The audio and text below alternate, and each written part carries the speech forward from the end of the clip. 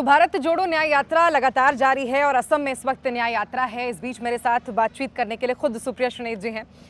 सवाल सबसे पहला ये कि कल मंदिर जाने से राहुल गांधी को रोका गया और आज गुवाहाटी शहर में जाने से रोका गया। असम के सीएम की बौखलाहट साफ नजर आ रही है। सबसे पहले तो मैं ये बोलना चाहती हूँ कि किसी को मंदिर जाने से रोकने वाले अधर्मी और पापी होते हैं और सबसे भ्रष्ट चीफ मिनिस्टर अब अधर्मी और पापी भी बन चुके हैं। आपने जो बात कही, चाहे वो आज जिस रूट पर हमारी यात्रा जानी हो, वहाँ पर बजरंग दल की यात्रा गई, वहाँ पर जेपी नड्डा की यात्रा गई, वहाँ पर हमारी ही यात्रा नहीं जा सकती थी, वहाँ पर अवरोध पैदा किए गए। लेकिन जैसा कि हमारे बब्बर शेर कार्यकर्ता और जनता चाहती थी, वो अवरोध टूटे, वो बैरिकेड ढहा और उसमें इस प्रदेश के मुख्यमंत्री का ईगो और उनके जो आका दिल्ली में बैठे उनका भी ईगो ध्वस्त हुआ। मेरा अपना मानना है कि वो जितना ज़्यादा ये करेंगे उतनी ज़्यादा प्रचार हमारी यात्रा को मिल रहा है, उतना प्रचार प्रसार वो हमारी यात्रा का कर रहे हैं। तो सबसे पहले तो उनको कोटि कोटि धन्यवाद ये करने के लिए। काफ़ी sections of main stream media जो इस यात्रा को नहीं दिखाना चाहते थे या नहीं दिखा रहे थे, उदासीन थे इस यात्रा को दिखाने के लिए, उनको भी झक मार के दिखाना पड़ रहा है। तो मैं तो ये कहूँगी हमारे प्रचार प्रसार का सबसे बड़ा तंत्र उन्होंने किया।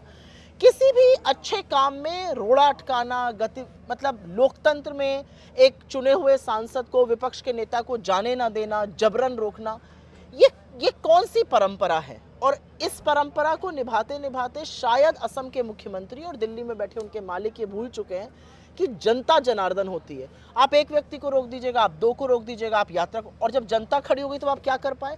आप यात्रा को रोक रहे हैं और जनता हमारे साथ पूरी तरह से खड़ी है। अच्छा, कुछ दिन पहले राहुल गांधी ने एक मंच से कहा था कि इस देश का सबसे भ्रष्ट सीएम कोई है तो वो हेमंत बिस्व शर्मा है। कहीं ऐसा तो नहीं ये कहकर उन्होंने दुखती रख पर हाथ रख पर दिया? ये तो डेटा दिखाता है, ये तो डेटा दिखाता है, चाहे वो पीपी घोटाला हो, चाहे वो लैंड घोटाला हो, चाहे वो भर्ती घोटाला हो। ऐसा कौन सा घोटाला है जिसमें हेमंत बिस्व शर्मा और उनके परिवार के सदस्य शामिल नहीं है? तो कहीं ना कहीं राहुल जी ने सच से उनको अवगत कराया, सच का आईना दिखा दिया। अब सच तो चुभता है और वो इतना चुभ गया कि वो फिर उसके बाद बौखला गए। लेकिन ये बौखलाहट जो है, मुझे लगता है डर का ज्यादा प्रमाण है। ये डर है कि राहुल गांधी चल रहे हैं, वो एक्सट्रीमली पॉपुलर हैं। मणिपुर से लेकर नागालैंड, अरुणाचल, असम में जनता उनको लालायित होकर मिलने के लिए आती है, अपने दिल की बात कहती है। उनको लगता है कि कोई तो ऐसा है जो उनकी बात सुन रहा है।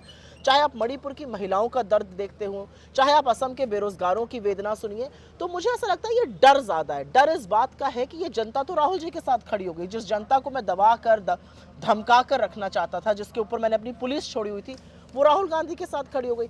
इस बात का डर और बौखलाहट मुझे लगता है उनसे ये सब गलतियां करा रही है और वो और गलतियां करें, हम ईश्वर से ये प्रार्थना करते हैं। क्योंकि कहीं पर एक शास्त्रों में कहा भी गया है, जब नाश मनुज पर छाता है पहले विवेक मर जाता है। जिस तरह की रक्त रंजित राजनीति यहाँ पर करने की कोशिश करी गई, हमारे पीसीसी अध्यक्ष को गुंडों ने मारा, आप भाड़े के टट्टू खड़े करके नारेबाजी करा रहे हैं, इससे क्या दिखता? और वही लोग जब राहुल जी उनके, और मैं तो थी क्योंकि मैंने देखा जब राहुल जी उनके बगल से निकल के हाथ हिला रहे हैं तो वही लोग हाथ भी हिला रहे हैं। तो कहीं ना कहीं जनता साथ में खड़ी, इसलिए बौखलाहट साफ है। आज भी जब बैरिकेटिंग की तस्वीर सबने देखी, जब बैरिकेड किया गया था, वहां पर भी एक बड़ा जन समर्थन नजर आया, हुजूम नजर आया उस बैरिकेड को तोड़ने। न केवल कांग्रेस के लीडर, मुझे लगता है जनता भी वहां पे बहुत बड़ी संख्या में पहुंची हुई थी।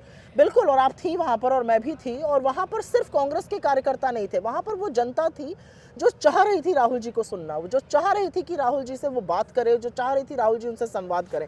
आज सुबह जब हम लोग निकले, आपने खुद ही देखा होगा, यूएसटीएम यूनिवर्सिटी में राहुल जी को नहीं आने दिया गया और सारी की सारी यूनिवर्सिटी सड़क पे आके खड़ी थी। तो जिसको आप रोकने का प्रयास करते हैं, जिसको आप अंदर आने की अनुमति नहीं देते, आपका सारा यूनिवर्सिटी आके बाहर सड़क पे खड़ी हो गई। राहुल जी ने उनको एड्रेस कर दिया, ज़्यादा लोगों ने उनकी बात सुनी। तो मेरा अपना मानना है कि जितने अवरोध आप अच्छे काम में पैदा करिएगा, वो अच्छा काम उतनी ज़ोर से बड़ा होके स्वरूप लेता है। मेरा अपना मानना है कि चाहे वो यूएसटीएम हो या चाहे वो आज जब जनता ने प्रदर्शन किया और जिस तरह से बैरिकेड ढहा, और मैं इस बात की बहुत तारीफ करती हूँ राहुल जी की कि बैरिकेड ढहाना ज़रूरी था, दिखाना ज़रूरी था एक तानाशाही सरकार को कि हम आपके आगे झुकने वाले नहीं हैं। लेकिन उसके बाद हमने कानून का पूरा पालन किया, हमने पुलिस की बात मानी और जो रूट था उससे गए हम। बिल्कुल, 5 न्याय का भी जिक्र आज हुआ। जी हाँ। उस 5 न्याय के बारे में एक बार आप जरा डिटेल में बताइए। मुझे लगता है ये बड़ी बात है। जब राहुल गांधी जी भारत जोड़ो न्याय यात्रा लेकर निकले तो बहुत डिबेट हुआ, बहुत लोगों ने पूछा कि इस यात्रा की क्या ज़रूरत है। कुछ ऐसे सवाल भारत जोड़ो यात्रा में पूछे गए थे, जब उसका आंसर लोगों ने देखा तो वो सवाल बंद हो गए। लेकिन भारत जोड़ो न्याय यात्रा के वक्त लोगों ने पूछा अभी न्याय की क्या ज़रूरत है। हमारा अपना मानना, और इस देश ने 10 साल अन्याय का दंश सहा है। वो अन्याय युवाओं के साथ हुआ है, महिलाओं के साथ हुआ है, इसीलिए भारत जोड़ो न्याय यात्रा का आगाज भी किया गया। और जब भारत जोड़ो न्याय यात्रा शुरू की गई तो एक चीज बिल्कुल साफ थी कि इसके 5 स्तंभ होंगे, और वो 5 स्तंभ युवा न्याय है, भागीदारी न्याय है, नारी न्याय है, किसान न्याय है और श्रमिक न्याय है। 10 सालों से इस देश के युवा रोजगार मांग रहे हैं, उनको रोजगार के बजाय लाठियां पड़ती हैं, उनके साथ न्याय होना चाहिए। 10 साल से शोषित, वंचित, दलित, आदिवासी, पिछड़ा समाज परेशान है, बदहाल है, बेहाल है, वो न्याय की उम्मीद कर रहा है, उनके साथ न्याय होना चाहिए, उनकी भागीदारी सुनिश्चित होनी चाहिए। 10 साल से नारी सुरक्षा और नारी का जो पार्टिसिपेशन आर्थिक व्यवस्था में होता है वो बिल्कुल ध्वस्त हो चुका है, उनके साथ न्याय होना चाहिए। ब्रजभूषण शरण सिंह जैसे लोगों की ज़रूरत नहीं है हमारे सदन में, उनको न्याय मिलना चाहिए, नारियों को ऐसे अत्याचारियों से। किसानों की आय दुगनी करने की बात थी, किसानों को 750 किसानों की शहादत हो गई, चेहरे पर शिकन नहीं आई। किसानों की आय दुगनी करने की बात थी, 27 रुपए रोज का किसान कमा रहा है, उनको न्याय मिलना चाहिए। और अंत में मैं श्रमिकों की इसलिए बात करूंगी क्योंकि खुद का डेटा कहता है सरकार का कि 1/4 आत्महत्या इस समय देश के श्रमिक कर रहे हैं। वो श्रमिक जिनके हाथों से, जो रीढ़ की हड्डी है, जिनके हाथों से ये देश बन के खड़ा होता है, और उन श्रमिकों के लिए चाहे वो आय हो, चाहे उन्नति हो, चाहे वो वेतन हो, चाहे अच्छी व्यवस्था हो रहने की, वो सुनिश्चित करनी ज़रूरी थी और उनका न्याय ज़रूरी होना चाहिए। तो ये 5 स्तंभ हैं, युवा न्याय, भागीदारी न्याय, नारी न्याय और किसान और श्रमिक न्याय, और ये होकर रहेगा।